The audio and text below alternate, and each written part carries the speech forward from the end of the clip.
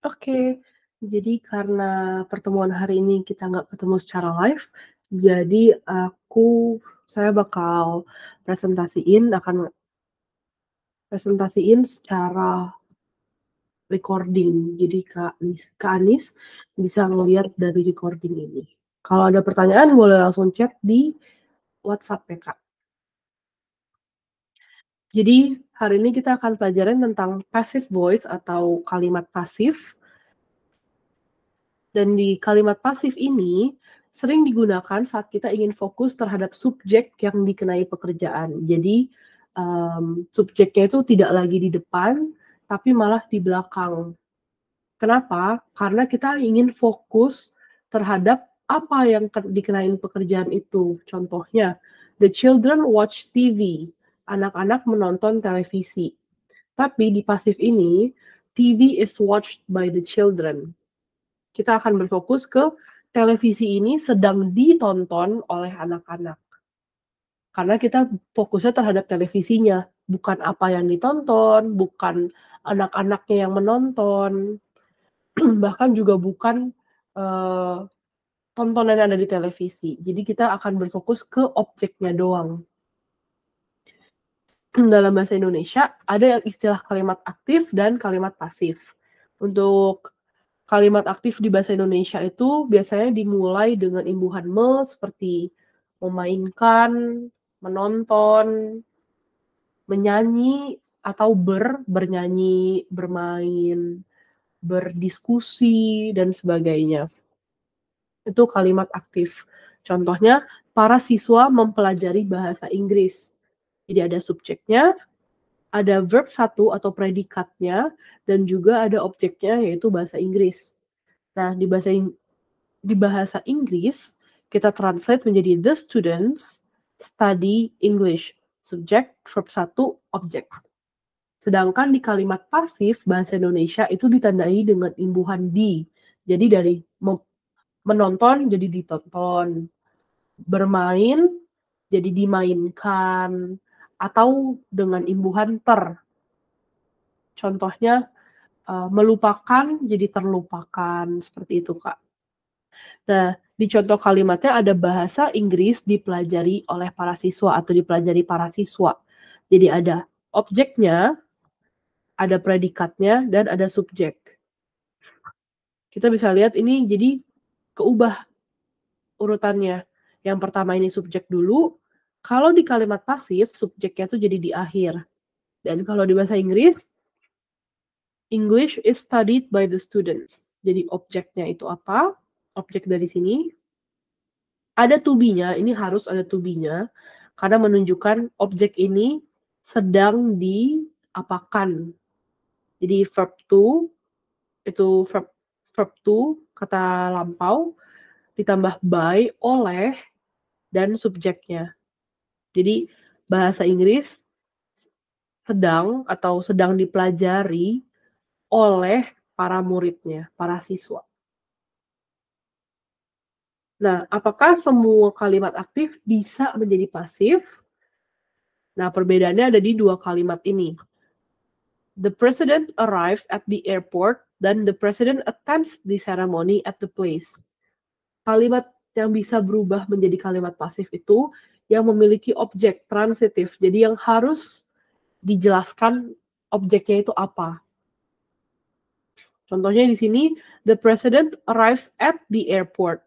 Kan ada objeknya nih, Kak. Berarti kita bisa bilang, at the airport, di sini itu kan nggak harus ada objeknya. Jadi bisa langsung the president arrives. Kan udah menjelaskan presidennya sampai.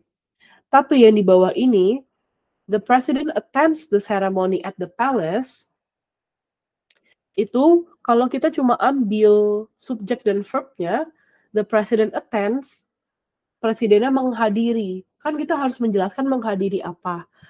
Baru yang itu bisa dijadiin kalimat pasif. Contohnya jadi, the ceremony at the palace is being attended by the president. Atau is attended by the president. Bagaimana cara mengubah kalimat aktif menjadi pasif? Caranya itu ya dari simple present atau kalimat yang saat ini, jadi dari subjek plus verb 1 plus objek, diubah subjeknya jadi di belakang, ditambahin by subject, terus verb-nya tetap sama, tapi diubah menjadi to be plus verb 3 atau verb 2, dan yang di sini itu many social media atau objeknya diubah menjadi subjek. Jadi dari subjek plus verb 1 plus objek, jadinya subjek plus to be plus verb 3 plus by plus subjek di sini.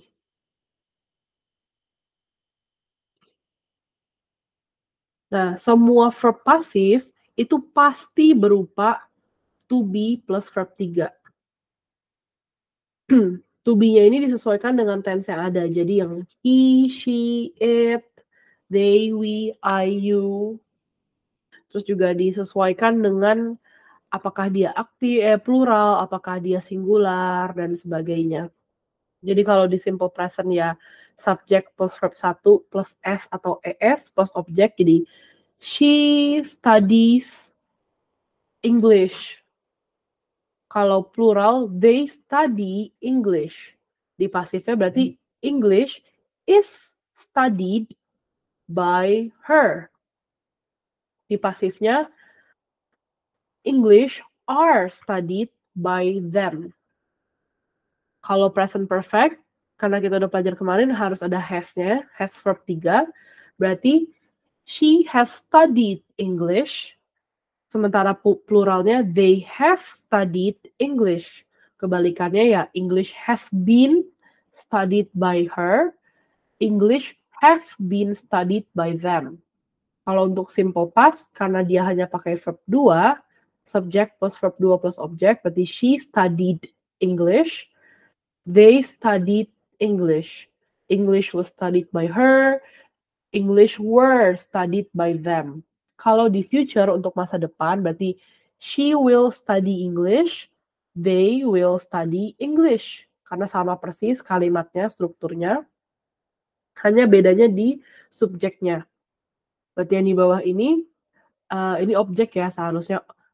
English will be studied by her, English will be studied by them. Example-nya yang lebih tertulis, yang pertama itu alioli is made from oil, garlic, and salt. Ini kan sebagai simple present, tapi alioli ini kan dikenain verb atau dikenain pekerjaannya. Dia yang terkena suatu aktivitas. Makanya dia sebagai subjek untuk kalimat pasif. Sorry. Izin ngecas.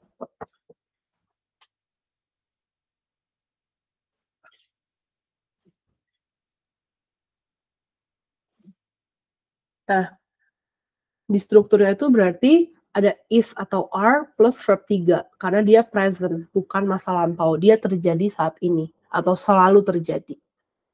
Jadi objek alioli is, terus verbnya made from, jadi terbuat dari, oil, terus subjeknya oil, garlic, and salt. Kalau dia dijadiin active sentence, berarti oil, garlic, and salt make alioli. Kalau di present perfect, berarti ada objeknya oranges, have been, atau has been, karena dia plural makanya have been, cultivated here for centuries. Dia ada have atau has been plus verb 3. Di simple past, karena terjadi masa lampau, makanya kita pakai was atau were, jadi objek, was atau were, verbnya verb 3, dan keterangannya. Kalau simple future berarti instead of was atau were, pakainya will be, karena akan terjadi di masa depan, berarti object, the bridge, will be, verb 3, dan keterangannya. Nah, di IELTS ini, passive voice ada di semua tes, dan terutama ketika kita mau mengerjakan writing test 1 karena writing test 1 itu akan menjelaskan tentang informasi dari tabel atau dari bagan-bagan. Kita harus menjelaskan informasi yang sudah terjadi atau sudah diteliti di masa yang lampau. Bagaimana kita mengubahnya menjadi informasi yang dijelaskan, bukan menjelaskan informasi lagi, makanya kita pakai passive di sini. Karena di writing task ada berupa proses, siklus, map, subjek kalimat yang berupa benda yang menjadi fokus kalimatnya. Jadi di writing task 1 itu kita nggak perlu lagi menuliskan someone, kalau di bahasa Indonesia seseorang menjelaskan bahwa, kita nggak perlu menuliskan itu, kita langsung ke objek yang dituju. Jadi misalnya, kalau di aktifnya itu, someone explains that the chart is showing bla bla bla. Kita langsung aja bilang, the chart objeknya, the chart is showing bla bla bla bla bla. Seperti itu, Kak. Contoh dari exercise ini. To begin with, clay soil is dug up by digger to be used as main material. Kita stop sampai sini dulu. Sebentar. Kita stop sampai sini dulu. Karena kita mau lihat kalimat utamanya. Jadi di sini, clay soil ini, terus is dug up, ini adalah verb-nya. Jangan lupa karena ada to be, berarti to be plus dug itu verb 3 dari dig. Terus di sini ada by-nya, dan di sini ada siapanya, ada subject. Berarti clay soil ini sebagai objek. Gimana cari passive voice-nya? Ya kita cari yang ada to be plus verb 3 dan diikuti oleh kata-kata by. Contohnya di bawah ini. Before the clay is casted, berarti kan ini ada to be, ada verb 3. It needs to be sieved. It needs to be sieved, ini bukan sebagai passive voice, ini bukan sebagai verb 3, tapi ini sebagai to infinitive, nanti akan dijelaskan di modul berikutnya. Terus di bawahnya ini, is then mixed. Ini sebagai penjelas aja, dan ini verb 3-nya, berarti ini objeknya. Begitu. Oke, moving on. Ini kalau Kak Adis ada waktu, ini berarti sebagai homework, apakah paham atau enggak? Kalau enggak, nanti kita bisa bahas di pertemuan selanjutnya yang ketemu. Nah, di answer ini, dan itu sebagai reference dari passive voice. Gitu, Kak. Kalau masih dibingungkan, boleh ditanyain dari poin-poin kalimatnya atau bagaimana. Karena kita akan langsung ke degree of comparison. Jadi, melakukan perbandingan. Degree of comparison itu adalah derajat perbandingan yang biasanya membandingkan kata sifat, adjective, dan kata keterangan. Keterangan dari kata kerja. Adverb itu jadi sifat dari kata kerja yang membuat kata kerja itu menjadi kata sifat. Bingungin ya. Jadi kita lihat di bawah ini. She is a very good singer dan she sings very well. Contoh ini sama-sama menunjukkan sifat yang baik. Berarti she is a very good, ini adalah kata sifat. Kenapa? Karena good itu adalah sifat baik. Kalau di sini, well itu adalah membaik. Kan dia adalah kata verb, kata kerja, membaik. Tapi karena ditambahin very well, dia menjadi kata sifat. Mungkin bisa dilihat dari ini. Adjective bisa berupa pure adjective, jadi kata sifat yang langsung, yaitu important, penting, excellent, sangat baik. Atau bisa berupa noun juga, jadi corn soup, detective, dan lainnya. Maksudnya ini kata benda bisa menjadi kata sifat itu adalah di sini, corn soup. Jadi kata bendanya itu kan adalah soup. Corn ini mau menjelaskan sifat atau karakteristik sup ini tuh yang apa? Bukan chicken soup, bukan sup ayam, bukan beef soup, sup sapi, tapi dia mau menjelaskan sup yang dimaksud itu adalah sup jagung. Atau di sini, stories. Kalau kita cuma tulis stories, itu kan artinya cerita-cerita. Artinya kita bisa menggunakan atau bisa menganggap cerita itu tuh misalnya horror stories, cerita horor, atau bisa romance stories, cerita tentang asmara atau romance. Tapi kata detektif, kata benda ini mau menjelaskan cerita-cerita ini tuh tentang detektifnya, bukan tentang yang lain. Sifat dari ceritanya itu. Terus bisa juga berupa verb ing atau gerund, dari swim menjadi swimming atau running, ini fungsinya sama dengan noun. Jadi pool itu kan kolam, kita bisa bilang fish, kita bisa bilang misalnya whirling pool atau kolam yang berputar-putar, atau lazy pool. Lazy pool itu yang di kolam renang yang kalau kita tiduran males-malesan dia bisa ngelilingin. Tapi di sini kata swimming ini mau menjelaskan pool yang seperti apa, sifat dari poolnya ini untuk berenang. Atau di kata-kata berikutnya shoes, sepatu-sepatu, kita bisa bilang hiking shoes, sepatu mendaki, baby shoes, sepatu bayi. Tapi run-nya ini mau menjelaskan sepatu yang seperti apa sih yang dimaksud, yaitu sepatu untuk berlari. Dan yang berikutnya itu ada verb 3. Verb 3 itu bisa menjelaskan kata sifat juga. Bored, chopped, exhausted, amazed, boring, membosankan, sudah dipotong, sudah lelah, atau sangat terkejut, sudah terkejut. Misalnya di vegetables, sayur-sayuran.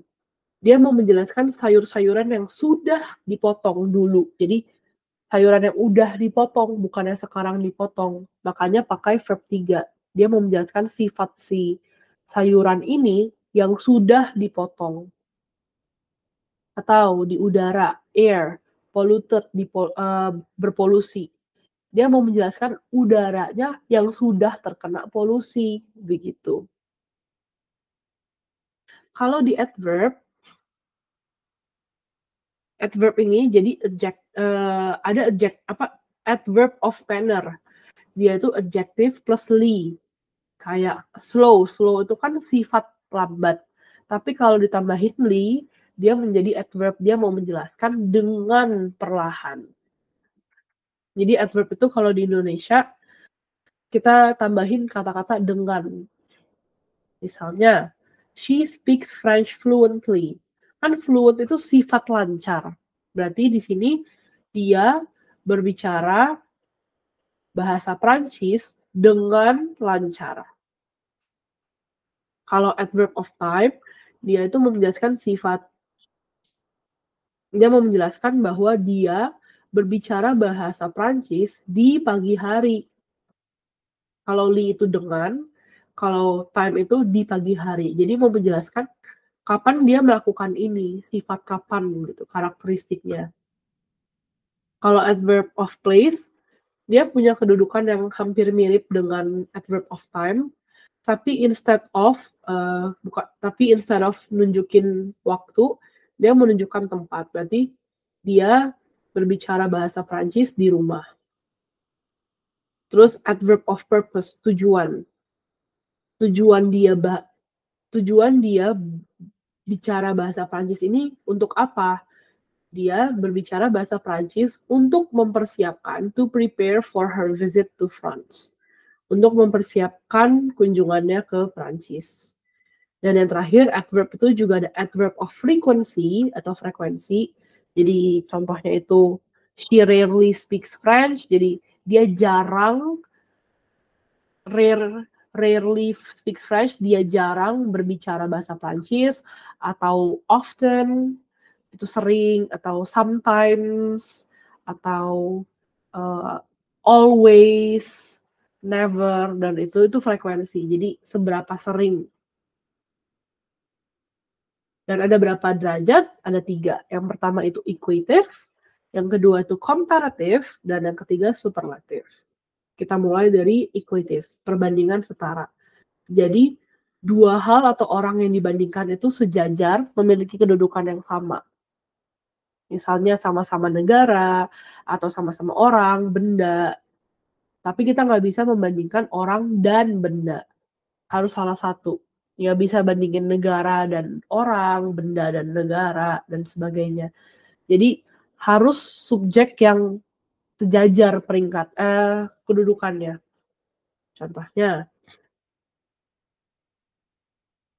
Contohnya di sini kita bisa lihat rooks are as intelligent as apes. Rooks itu seperti crow, burung gitu. Jadi kita mau menjelaskan ini kan adalah binatang. Ini juga adalah binatang, apes ini. Kita mau membandingkan bahwa kedua binatang ini tuh sama-sama pintar. Jadi kalimatnya itu rooks are as intelligent as apes. Atau yang di bawahnya itu juga sama-sama binatang, koala dan sloth berjalan sama-sama lambat. Koala walks as slowly as sloth. Jadi koala berjalan sama-sama lambat seperti sloth, kukang.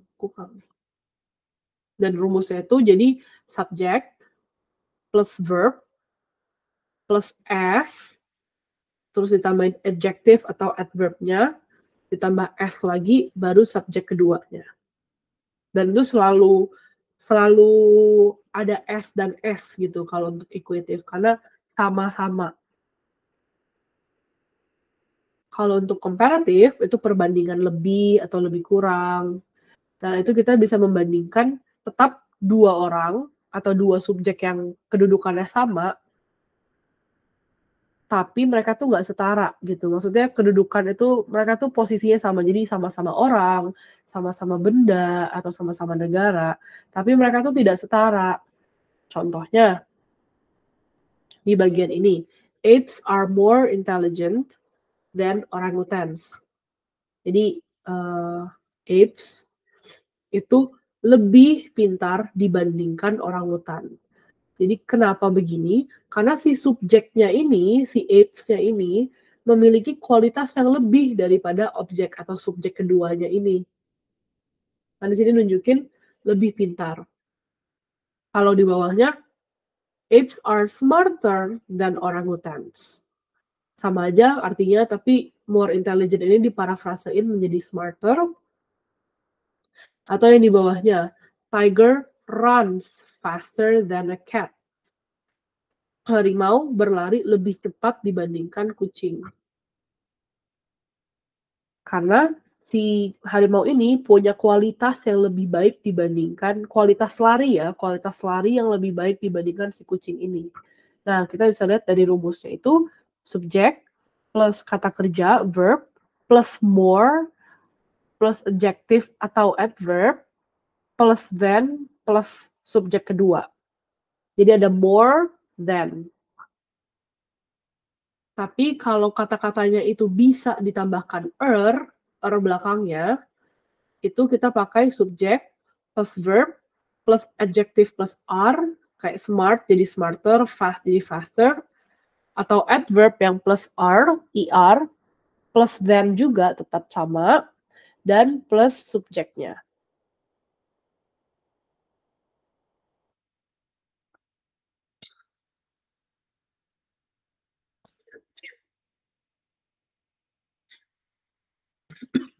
Sorry.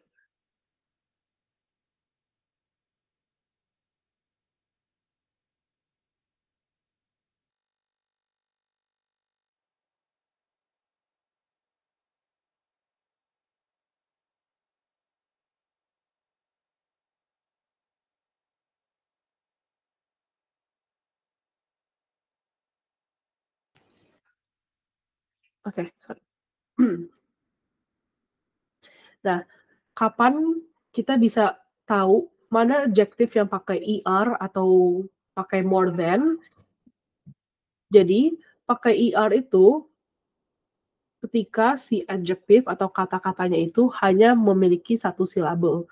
Jadi contohnya dari smart Kan karena dia cuma smart, satu silabel, makanya dia pakai ER. Tapi yang di atas, intelligent, ada 4. Makanya dia pakai more than. Begitu. Tapi bisa juga ketika dia lebih dari satu silabel, dia ada 2, tapi harus di akhirannya Y. Jadi dari happy,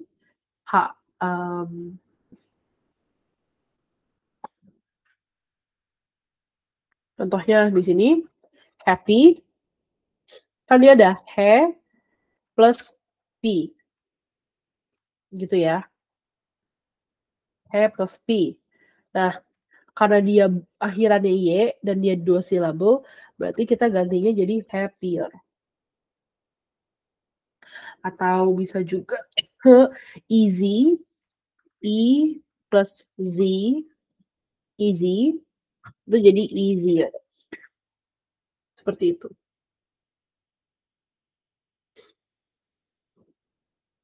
Dan yang ketiga adalah superlatif, perbandingan paling, jadi yang mana yang paling baik, itu berarti subjek kalimatnya paling unggul di antara hal-hal yang lain. Dan perbandingan ini tuh harus membandingkan subjek dengan banyak hal, dengan hal-hal yang lainnya, tapi tetap harus hal yang sama. Harus sama-sama negara, orang, benda. Contohnya di bawah sini. Apes. Apes ini kan binatang. Jadi, apes itu paling pintar. Apes itu paling pintar di dunia. Nah, apes itu apa? Apes itu kan adalah animal. Jadi kita mau membandingkan apes ini dibandingkan binatang-binatang lainnya.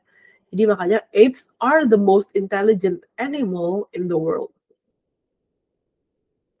Atau di bawah ini, ingatan tadi bisa diubah, kalau dia satu silabel berarti apes are the smartest animal in the world. Jadi membandingkan si ape ini, ape itu apa ya? Kayak orang utan tapi yang versi gorila, enggak gorila. Ya kayak orang utan, tapi versi lebih kecil ya.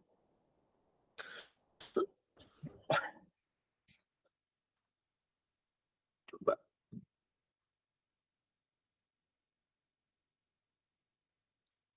Binatang mereka. Maaf ya. Nah, terus di bawah ini cheetah. Cheetah berlari, runs the fastest, paling cepat dibandingkan among itu di antara binatang-binatang lainnya. Jadi sama-sama membandingkan binatang cheetah dengan binatang-binatang lainnya. Rumusnya itu subject plus kata kerja atau verb plus the most plus adjective atau adverb plus noun. Noun itu kata benda, jadi apa yang dibandingkan. Atau yang tadi subject plus verb plus the plus adjective plus est atau adverb plus est. Ini kenapa ditambahin est sama seperti er. Jadi kalau dia itu satu silabel doang, satu suku kata, atau dia 2 suku kata tapi suku kata kedua diakhiri oleh y. Nah, ini secara rumusnya dirangkum seperti ini.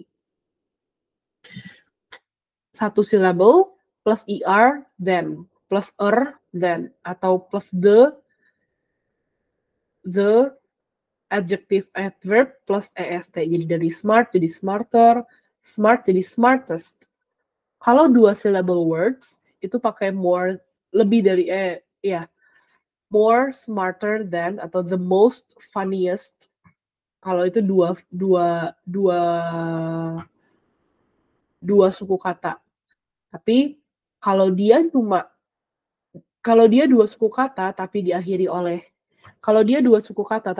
oleh y, makanya dia juga bisa masuk ke yang bagian sini. Kalau dia 3 suku kata atau lebih, hanya pakai more than, terus adjective dan adverbnya tanpa diubah-ubah. Jadi more important than bla bla bla. Atau di sini it is the most important thing in the world. Itu adalah hal terpenting di dunia. Dan ini ada rules-nya. Kalau adjektif ini punya satu suku kata, maka hanya ditambahi er atau est. Old, older, oldest, dan seterusnya.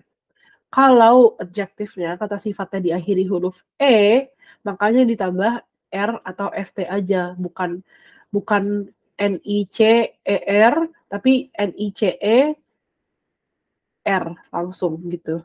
Jadi nice, nicer, nicest. Baik, lebih baik, sangat baik. Apabila dia diakhiri oleh satu huruf vokal dan konsonan, jadi diapit, si huruf vokal ini diapit oleh kata konsonan dan konsonan, huruf mati, maka konsonannya di double. Jadi dari big ditambah G lagi, satu jadi bigger, terus biggest, dan seterusnya. Satu huruf konsonannya ini harus yang berupa ada stresnya ya, jadi kayak big. Kalau low, kan mulut kita masih kebuka, low. Kalau big itu kan langsung menutup gitu ya. Makanya dia ditambahin double, ditambahin hurufnya lagi. Nah, dan yang terakhir ini yang sempat aku sebutin, kalau kata sifatnya itu diakhiri huruf Y, makanya dia diganti jadi I. Jadi dari happy, jadi happy pakai ER, dan happiest, bukan HAPPYER. Dan ini ada list kata-kata yang bisa pakai ER, dan more, ES, dan more, most.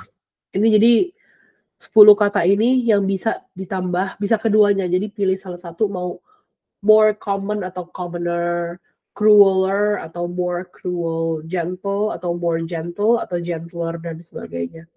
Dan ini tidak mengubah artinya ya. Ini adalah kesimpulannya.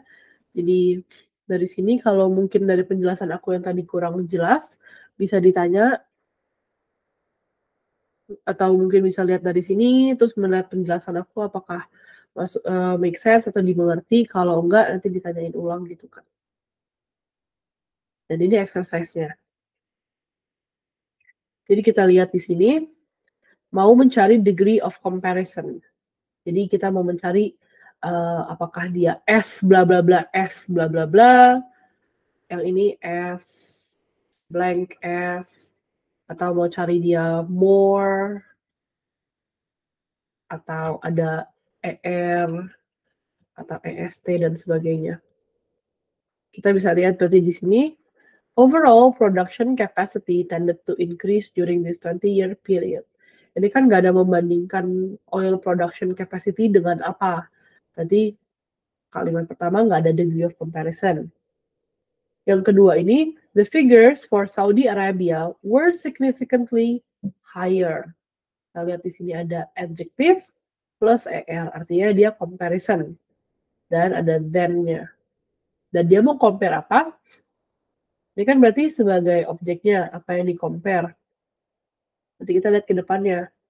Oh, figures for Saudi Arabia itu sebagai subjek. Terus were ini sebagai verb atau to be, verb 3. Verb past tense, verb 2. Ini sebagai penjelas, ini adverb mau menjelaskan si higher-nya ini, mau menjelaskan dia sangat tinggi, jadi jauh lebih tinggi. Jadi ada adjective, tinggi, terus ditambahin jadi mau menunjukkan bahwa si angka-angka untuk Saudi Arabia itu jauh lebih tinggi dibandingkan negara-negara lainnya. Ini objeknya. Ini adalah linking words, while ini linking words, jadi menunjukkan bahwa kalimat setelah while ini adalah kalimat baru. Berarti kita bisa lihat di sini ada the lowest, berarti kan mau menunjukkan paling rendah. Jadi kita bisa lihat production, ini subjeknya, produksinya itu, jadi ada to be atau verb. Ini adalah adjective plus st. Jadi menunjukkan superlatif. Dan ini adalah objeknya, in Qatar, jadi di Qatar. Gitu. Nah, berikutnya ini ada expressions of the more the merrier. Jadi maksudnya itu ada comparative degree yang digunakan untuk menyatakan suatu hal bergantung pada yang lainnya. Contohnya itu the faster you go, the better it is. Lebih cepat kamu pergi, lebih baik. Terus di sini the sooner the better, jadi lebih cepat, lebih baik. Kenapa begini? Karena expressions of the more the merrier ini tuh mau menjelaskan kalau terjadi sesuatu maka terjadi ini gitu. Kalau ini terjadi, maka ini akan terjadi juga. Atau kalau ini terjadi, makanya ini lebih baik atau mungkin bisa lebih buruk dan sebagainya. Bentuk kalimatnya itu selalu the, the bla bla bla, the verb atau the adjective atau adverb plus er atau more subjeknya plus verb koma, ada komanya, penting banget ini. Terus pakai the lagi, adjective atau adverb plus er atau more plus subject plus verb. Nah, adjective itu juga ada yang irregular bentuknya. Maksudnya irregular itu sama seperti irregular verbs, jadi yang dari verb 1, verb 2, verb 3 itu bentuknya berbeda. Adjective juga ada, dan ada di 6 adjective ini. Good, ini artinya baik, lebih baik, sangat baik. Good, better, bad, best, bad itu buruk, berarti bad, worse, worst. Lebih buruk, sangat buruk. Much atau many itu untuk menunjukkan banyak, lebih banyak, more, sangat banyak, most. Little, less, least, little, less, least, sedikit, far, farther, farthest, ini jauh. Ada juga far, further, lebih jauh, furthest, lebih jauh. Bedanya antara dua ini, farther dan farthest ini menunjukkan jaraknya tuh jauh gitu, ini dan ini. Jadi poin A dan poin B. Artinya poin B ini lebih jauh dibanding poin A. Tapi kalau further, ini biasanya dilakukan untuk menunjukkan pergerakannya. Jadi bukan lagi compare antara A dan 2, tapi mau nunjukin pergerakan si A dan pergerakan si B. Pergerakan B ini lebih jauh dibanding pergerakan A. Begitu. Bedanya antara farther sama further. Adverbs juga ada yang berbeda, yaitu well, baik, membaik, sangat baik. Well, better, best, badly, worst, worst, much more, most, little, less, least, far, farther, farthest, further, furthest. Sama aja. Ini sebagai homework, jadi contohnya, aku kasih contoh di awal, big, bigger, biggest, dan seterusnya.